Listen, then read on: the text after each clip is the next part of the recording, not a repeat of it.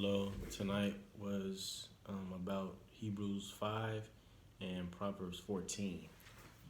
And flipping to Proverbs.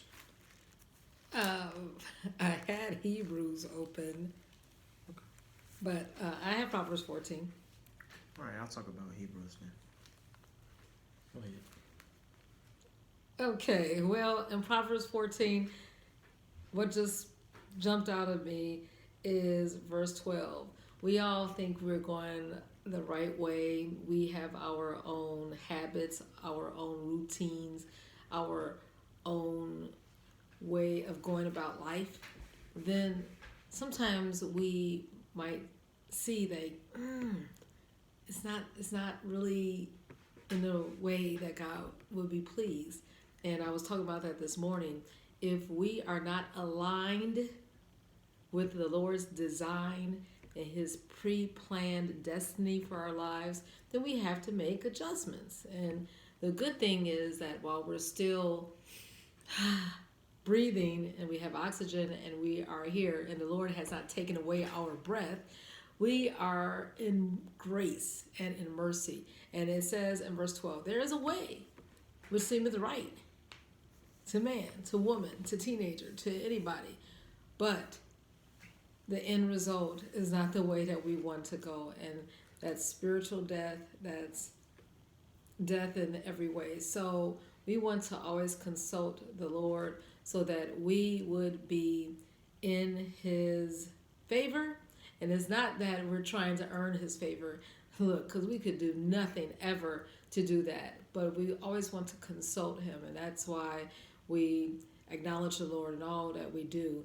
And He'll direct our every move. And in the fear of the Lord, because we respect Him, because we consult with the Lord and ask Him, is this your will? Is this your way? Is this your plan? Is this the path that you have? In the fear of the Lord, when we have that and we have confirmation, there is strong confidence, and we can be bold, we can be sure, we can be successful, knowing that we have the Lord's stamp of His approval with whatever we're doing. And it says, there's strong confidence, and His children shall have a place of refuge. So all of our lives, that's what we want. And the other verse is, the fear of the Lord is a fountain of life. It's continually refreshing us to depart from the tricks, the snares of, again, death. So that's our protection. What do you got to say about that? Good protection. Good favor. Good favor. Good. Live a good life. And you live a good life. That's the guarantee, because God has it all mapped out anyway. We just want to be pleasing and stay in His will. What about Hebrews 5? 5, yeah. Probably verse 12. By now, you should be teachers. Instead, you need someone to teach you the elementary truths of God's word. You need milk, Not solid food. I like that because it reminds me of like a saying of like something's a tough, a hard pill to swallow.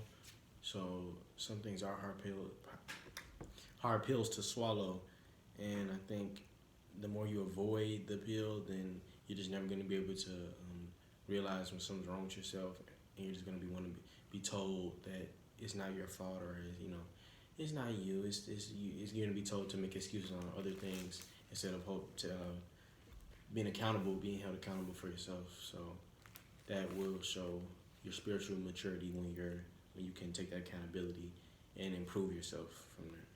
You took the words right out of my mind and my mouth as far as maturity, responsibility, and accountability. And sometimes we have to have those hard pills, and it's not pleasant.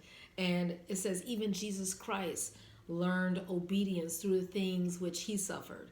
Now, if He learned that lesson, we know we, human nature and God's creatures, have to learn obedience by the hard times. But it's only if we're listening and if we're fully awake and woke and we're alert as far as the teachings, because we want to be able to go on to meat and not milk. because it says, "For everyone that useth milk is unskillful in the word of righteousness, for he is a babe." But now you don't want to stay a babe, and you're going to your teen years and then your 20s and 30s, 40s. Some people are still babes at 50.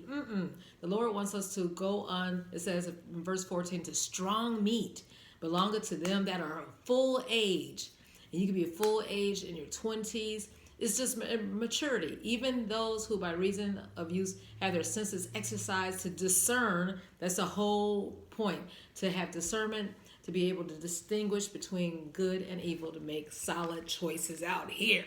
Come on, we don't want extended adolescence. We don't want extended toddlerhood or infancy, but we want to go on to the great things God has for us. Have a good evening. Good night.